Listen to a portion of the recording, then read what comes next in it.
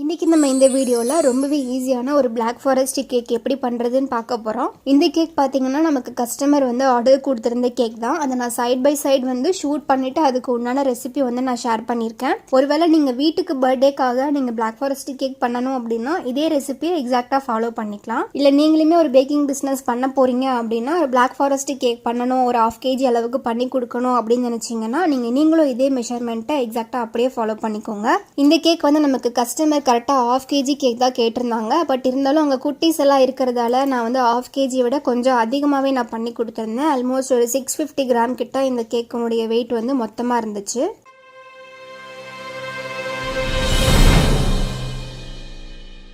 இப்போ ஒரு மிக்சிங் பவுல் எடுத்துக்கணும். அதுலேயே வந்து நான் ஒரு 3/4 கப் அளவுக்கு மைதா மாவு எடுத்துக்க போகிறேன். ஃபஸ்ட்டு வந்து நான் ஒரு 1/2 கப் மைதா மாவு சேர்த்திருக்கேன். அது கூடிய ஒரு 1/4 கப் அளவுக்கு மைதா மாவு ஆட் பண்ணியிருக்கேன். அடுத்து இது கூடிய 3 டேபிள் ஸ்பூன் அளவுக்கு கொக்கோ பவுடர் வந்து ஆட் பண்ணியிருக்கேன். அடுத்து வந்து 1 டீஸ்பூன் அளவுக்கு பேக்கிங் பவுடர், 1/4 டீஸ்பூன் அளவுக்கு பேக்கிங் சோடா, அதே 1/4 டீஸ்பூனுக்கு கொஞ்சம் கம்மியாக வந்து நான் உப்பு ஆட் பண்ணியிருக்கேன். இது எல்லாத்தையுமே நல்லா சளிச்சு எடுத்துக்கணும். நீங்கள் இந்த மாதிரி கேக் ப்ரீமிக்ஸ் எல்லாம் சாக்லேட் கேக்லாம் அடிக்கடி பண்ணுவீங்க அப்படின்னா நீங்கள் சேம் இதே மெத்தடில் கொஞ்சம் அதிகம் குவான்டிட்டி பண்ணி கூட நீங்கள் அழகாக வந்து ஒரு பாக்ஸில் போட்டு ஸ்டோர் பண்ணி கேக் ப்ரீமிக்ஸ் மாதிரி ஸ்டோர் பண்ணி வச்சுக்கலாம். இப்போ இதை வந்து நல்லா மிக்ஸ் பண்ணி எடுத்துக்கணும். அந்த பேக்கிங் பவுடர், பேக்கிங் சோடா எல்லாமே எல்லா பக்கமே நல்லா ஈவனாக மிக்ஸ் ஆகிற அளவுக்கு நல்லா இதை மிக்ஸ் பண்ணி எடுத்துக்கணும். இப்போ அடுத்து இன்னொரு நல்ல ஒரு ஃப்ரெஷ்ஷான மிக்சிங் பவுல் எடுத்துக்கோங்க. அதில் ஒரு ட்ராப் கூட தண்ணி இருக்கக்கூடாது, நல்லா கம்ப்ளீட்டாக ட்ரையாக இருக்கணும். அந்த மிக்சிங் பவுலில் ஒரு 3 முட்டையை வந்து உடச்சி ஊற்றிக்கணும். அப்புறம் முட்டையில் பார்த்தீங்கன்னா அந்த எட்ஜஸ்ல வந்து ஒயிட் கலர் மாதிரி இருக்கும், அதை மட்டும் ரிமூவ் பண்ணி எடுத்துக்கணும். நான் எப்பயுமே கேக்ஸ் எல்லாம் பண்ணும்போது மேக்ஸிமம் இது இருந்துச்சு அப்படின்னா நான் இதை ரிமூவ் பண்ணி எடுத்து விட்டுருவேன். இப்போ நான் எலக்ட்ரிக் பீட்டர் பயன்படுத்தி இதை நல்லா பீட் பண்ணிக்க போகிறேன்.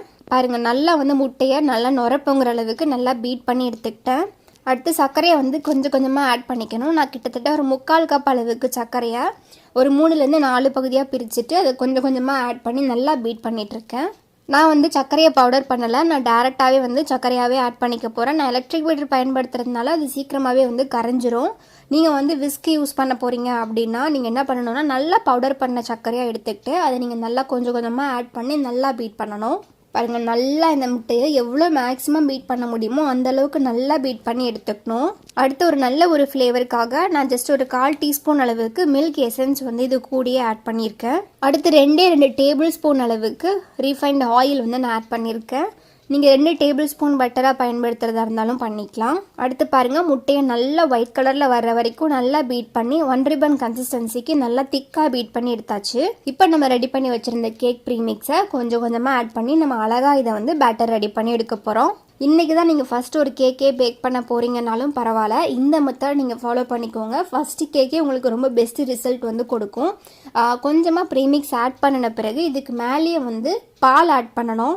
கரெக்டாக 1/4 கப் அளவுக்கு பால் வந்து நான் அளந்து எடுத்திருக்கேன். இது நல்லா வந்து சூடு பண்ணி எடுத்துக்கிட்டேன். கொஞ்சம் ஆற வச்சுட்டு கை வைக்கும்போது ஓரளவுக்கு ஹீட்டாக இருக்க மாதிரி நான் எடுத்திருக்கேன். அப்படி இல்லைன்னா நீங்கள் ரூம் டெம்பரேச்சர் பாலே வந்து டேரெக்டாகவே ஆட் பண்ணிக்கலாம். ஃப்ரிட்ஜில் இருந்து டேரெக்டாக பால் எடுத்து யூஸ் பண்ணக்கூடாது. நல்லா காய்ச்சி ஆற வச்சுட்டு ஓரளவுக்கு ஹீட்டாக இருக்கும்போது கையை தொட்டு பார்க்கும்போது லைட் ஹீட்டாக இருக்கணும். அந்த ஸ்டேஜில் இருக்கிற பால் வந்து நீங்கள் எடுத்துக்கிட்டிங்கன்னா உங்களுக்கு ரொம்ப பர்ஃபெக்டாக கிடைக்கும். இது எதுக்காக பண்ணணும் அப்படின்னா பேட்டர் மிக்ஸ் பண்ணுறதுக்கு ரொம்ப ஈஸியாக இருக்கும். அந்த பவுடர் மாதிரி இருக்கிறது வந்து எங்கேயுமே அடியில் போய் தங்காது. அது பேட்டர் கன்சிஸ்டன்சியை கரெக்டாக லெவல் பண்ணி கொடுக்கும். இந்த மாதிரி நீங்கள் பண்ணிங்கன்னா இன்றைக்கி நீங்கள் ஃபஸ்ட்டு கேக் பண்ணாலுமே உங்களுக்கு ரொம்ப பர்ஃபெக்டாக வரும். இதே மெத்தடில் கண்டினியூஸாக எவ்வளோ உங்களுக்கு ரொம்ப கம்மியாக வந்து கேக் ப்ரீமிக்ஸை ஆட் பண்ணி மிக்ஸ் பண்ண முடியுமோ அந்த அளவுக்கு நல்லா பொறுமையாக நீட்டாக மிக்ஸ் பண்ணி எடுத்துக்கலாம். ப்ரீமிக்ஸ் ஃபுல்லாகவே நீங்கள் ஆட் பண்ணுற வரைக்கும் கண்டினியூஸாக இதே ஸ்டெப்பை நீங்கள் ஃபாலோ பண்ணிங்கன்னா உங்களுக்கே தெரியாமல் கூட இந்த கேக் பேட்டரை ஓவர் மிக்ஸ் பண்ண மாட்டீங்க, ரொம்ப கரெக்டாக வரும். இதுக்கும் நான் இந்த வீடியோவில் பார்த்தீங்கன்னா ஸ்பீட் எதுவுமே வைக்கல. நான் எவ்வளோ உங்களுக்கு வீடியோவில் கிளியராக புரியணும் அப்படின்றதுக்காக ரொம்பவே பொறுமையாக தான் நான் பண்ணிகிட்ருக்கேன். ஒரு சிலர் வந்து பேட்டர் ரொம்ப பர்ஃபெக்டாக ரெடி பண்ணணும் அப்படின்னு நினச்சிட்டு இஷ்டத்துக்கு போட்டு நல்லா மிக்ஸ் பண்ணி ரொம்ப பார்க்குறதுக்கு நல்லா இருக்கணும் அப்படின்ற மாதிரிலாம் நினச்சிட்டு நல்லா மிக்ஸ் பண்ணிடுவீங்க. அந்த மாதிரிலாம் பண்ணவே கூடாது. ஸ்டார்டிங்கில் வந்து நானுமே வந்து அப்படி தான் ரொம்ப ஓவர் மிக்ஸ் பண்ணி எடுத்து அப்படியே பேக் பண்ணிடுவேன், களி மாதிரி இருக்கும். அடுத்து நான் ஒரு 6 இன்ச்சு கேக் டின் எடுத்திருக்கேன். அதுலேயே வந்து நல்லா ஆயில் க்ரீஸ் பண்ணி வச்சுக்கிட்டு பட்டர் பேப்பரை ஃபுல்லாகவே லைன் பண்ணி எடுத்திருக்கேன். எனக்கு இந்த 6 இன்ச் கேக் டின்ல ஆட் பண்ணது போகவே இன்னும் கொஞ்சம் பேட்டர் வந்து பேலன்ஸாக இருந்தது.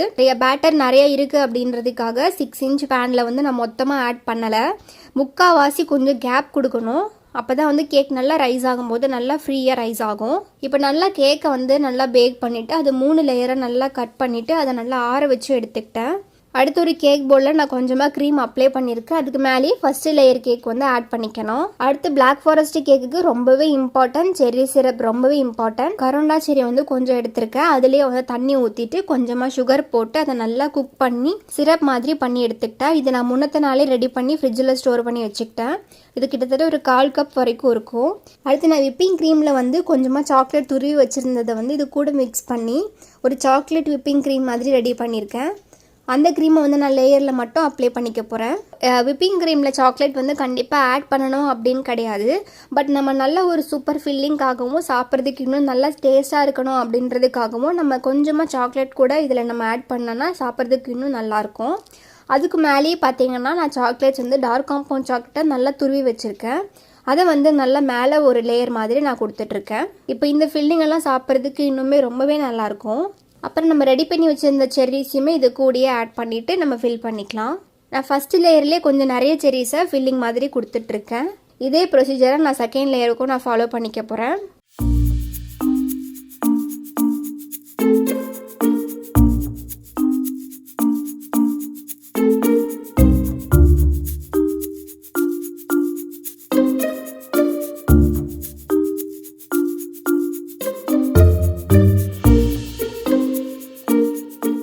இந்த கேக் வந்து கட் பண்ணும்போது எப்படி இருக்கும்னா கரெக்டாக ஒரு 3 லேயர் கேக் மாதிரி தெரியும்.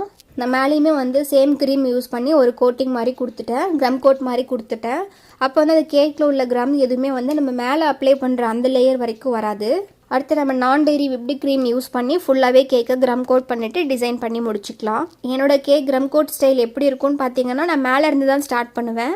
ஒருத்தங்களுக்கு ஒரு மெத்தட் வந்து ரொம்ப ஈஸியாக இருக்கும். பட் எனக்கு வந்து மேலே இருந்து ஸ்டார்ட் பண்ணிவிட்டு அதுக்கப்புறம் இந்த சைடில் எல்லாமே வந்து க்ரம் கோட் பண்ணுறதுக்கு எனக்கு வந்து ஈஸியாக இருக்கும். இந்த க்ரீம் பார்த்தீங்க அப்படின்னா நல்லா திக்காக பீட் பண்ணிவிட்டு அதை நான் ஒரு 1 hour கிட்ட ஃப்ரிட்ஜில் டேரெக்டாகவே அந்த கிளாஸ் பவுலில் போட்டு ஒரு 1 hour கிட்ட ஃப்ரிட்ஜில் வச்சுட்டேன்.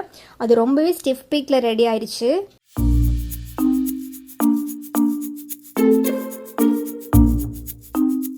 அடுத்து சாக்லேட்ஸ் எல்லாமே நான் துருவி வச்சுருக்கேன். அதை ஃபுல்லாகவே சைடில் ஃபுல்லாகவே ஒரு கோட்டிங் மாதிரி கொடுத்துட்ருக்கேன்.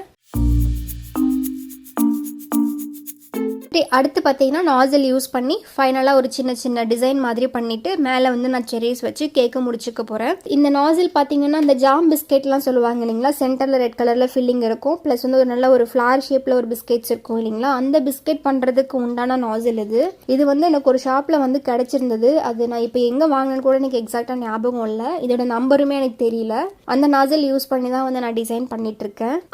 டிசைன்லாம் முடிச்சுட்டு அப்புறம் இந்த கேக்கை வந்து பார்த்தீங்கன்னா ரொம்ப நேரம் ஃப்ரிட்ஜில் செட் பண்ணுறதுக்கு சுத்தமாக டைமே இல்லை. ஒரு 15 minutes மட்டும் நான் ஃப்ரிட்ஜில் வச்சதையும் எடுத்துக்கிட்டேன். ஏன்னா நான் க்ரீமே ஆல்ரெடி நல்லா ஸ்டிஃபாகவே பீட் பண்ணி வச்சுருந்தேன், ஸ்டிஃபாகவும் வந்திருந்தது. அதனால் இன்றைக்கி இது செட் ஆகிறதுக்கு ரொம்ப நேரமும் எடுத்துக்கல. கரெக்டாக 15 minutes மட்டும் ஃப்ரிட்ஜில் வச்சு எடுத்துகிட்டு ஒரு 7 o'clock வந்து நான் டெலிவரி பண்ணிட்டோம். இந்த கேக்கும் வந்து நம்ம டோர் டெலிவரி பண்ணலை. நம்ம பேக்கிங் மெட்டீரியல்ஸ் எல்லாமே அதை நம்ம கொரியர் பண்ணும்போது பெரம்பூர் வரைக்கும் போகணும். ஆன் தி வேலேயே வந்து கஸ்டமர் பிக்கப் பண்ணிக்கிட்டாங்க. நம்மளுடைய ப்ரீவியஸ் ஒயிட் ஃபாரஸ்ட் கேக் வாங்கியிருந்த அதே கஸ்டமர் தான் வந்து இந்த பிளாக் ஃபாரஸ்ட் கேக்கும் வாங்கியிருந்தாங்க. ஒயிட் ஃபாரஸ்ட் கேக்கை விட இந்த பிளாக் ஃபாரஸ்ட் வந்து ரொம்ப நல்லா இருக்குன்னு சொல்லியும் நல்ல ஒரு ஃபீட்பேக் கொடுத்துருந்தாங்க. எனக்கு அது ரொம்பவே பர்சனலாக ஒரு மோட்டிவேஷ்னலாக இருந்தது. மேம் நீங்கள் இந்த வீடியோ பார்ப்பீங்களான்னு தெரியல, ஒயிட் ஃபாரஸ்ட் கேக் வாங்கிட்டு வித்தின் ஒரே நாளுக்குள்ளேயே செகண்ட் கேக்கும் நீங்கள் ஆர்டர் பண்ணியிருந்தீங்க. ரொம்ப தேங்க்ஸ் மேம். அதே மாதிரி நீங்கள் நம்மக்கிட்ட இருந்து கேக் ஆர்டர்ஸ் ஏதாவது எடுக்கணும் அப்படின்னு நினச்சிங்கன்னா டோர் டெலிவரி வந்து பண்ணுறதில்ல. கொளத்தூர் சரௌண்டிங்கில் வந்து நீங்கள் எங்காவது இருக்கீங்க இல்லை நியரஸ்ட் பிளேஸில் உங்களால் வந்து பிக்கப் பண்ணிக்க முடியும், இல்லை நம்ம ஷாப்புக்கே டேரெக்டாக வந்து உங்களால் கேக் வாங்கிக்க முடியும் அப்படின்னு நினச்சிங்கன்னா நீங்கள் சேம் நம்மளுடைய வாட்ஸ்அப் நம்பருக்கு கூட நீங்கள் காண்டாக்ட் பண்ணி நீங்கள் ஆர்டர் பிளேஸ் பண்ணிக்கலாம். நம்ம போட்டிருந்த ப்ரீவியஸ் வீடியோக்குமே நல்ல ஒரு ரெஸ்பான்ஸ் கொடுத்துருந்தீங்க. நிறைய பேர் வந்து விஷ் பண்ணியிருந்தீங்க. அதே மாதிரி அப்பாவுடைய ஒர்க்குக்குமே நிறைய பேர் வந்து வாழ்த்துக்கள் சொல்லியிருந்தீங்க, நிறைய பாராட்டியும் இருந்தீங்க, நிறைய கேட்டும் இருந்தீங்க. நிஜமாவே வந்து எனக்கு இவ்வளோ ரெஸ்பான்ஸ் வரும் அப்படின்னு நினைக்கவே இல்லை. இவ்வளோ சப்போர்ட் பண்ணுறீங்க. உங்களுக்கு கண்டிப்பாக என்னால் முடிஞ்ச வரைக்கும் நல்ல ஒரு பெஸ்ட்டு சர்வீஸ் கொடுக்கணும் அப்படின்றது மட்டும்தான் என்னுடைய மெயின் மோட்டோவாக இருக்குது இப்போ வரைக்கும். இந்த வீடியோ வந்து ஏதாவது ஒரு வகையில் பயனுள்ளதாக இருக்கும் அப்படின்னு நினைக்கிறேன். இருந்துச்சு அப்படின்னா நம்ம சேனலை சப்ஸ்கிரைப் பண்ணி வச்சுக்கோங்க. And thank you so much.